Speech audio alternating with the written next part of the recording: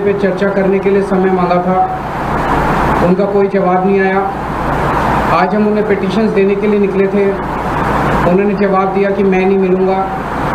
तो बेसिकली ये तानाशाही की वो दिखाता है। जिस तरह से उन्होंने नीट वाले पूरे एपिसोड में तानाशाही दिखाई, ऐसे ही इस पूरे E20 के मुद्दे पे जिस तरह से वो अड़े हुए हैं, उनकी सरकार ने खुद पार्लियामेंट में माना है कि हाँ माइलेज तो कम होती है पर थोड़ी होती है।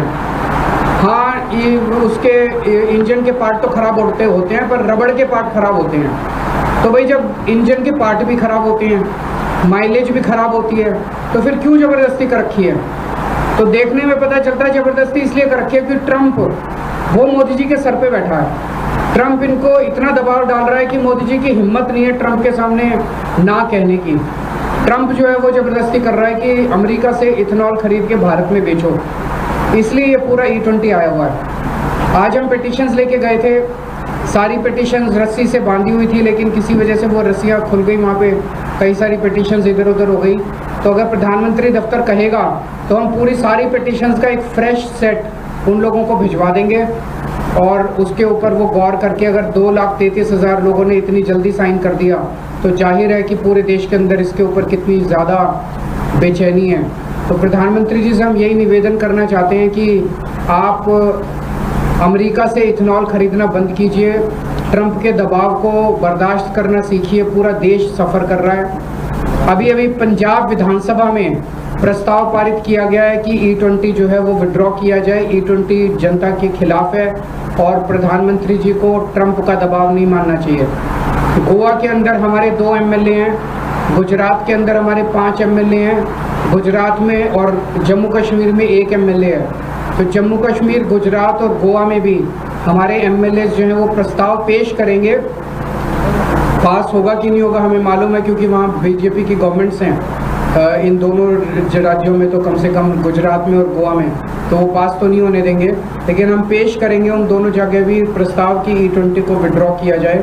और आज जो मूवमेंट था, आज एक और पार्लियामेंट में भी इन्होंने प्रश्न रखा था संजय जी ने, और उसका जवाब आया ही, उसके बारे में ये थोड़ा सा बताएंगे। और इसके बाद हम ये समझ गए हैं कि आंदोलन बहुत बड़ा होना पड़ेगा। जो नीट वाला पूरा आंदोलन था उसमें मोदी जी को खुद निर्णय लेना था कि धर्मेंद्र प्रधान का इस्तीफा लेना है कि नहीं लेना। यहाँ पे तो ट्रंप का दबाव है और ट्रंप के सामने मोदी जी भीगी बिल्ली बन जाते हैं। मोदी जी की चलती नहीं है, मोदी जी की मजबूरियां हैं। तो अगर जनता को E20 से निस्तारा चाहिए, E20 से छुटकारा चाहिए, तो जनता को सड़कों पे उतरना पड़ेगा और बहुत बड़े स्केल पे उतरना पड़ेगा। आंदोलन जारी रहेगा। अगला कब और कैसे होगा ये हम सोच विचार करके अगली कौन सी एक्टिविटी होगी हम आप सब लोगों को बताएंगे। लेकिन आज जो 100 लोग आए, जिन लोगों ने, जो विक्टिम्स थे, उन लोगों ने हिम्मत की। आज के दौर में हिम्मत करनी बड़ी मुश्किल है।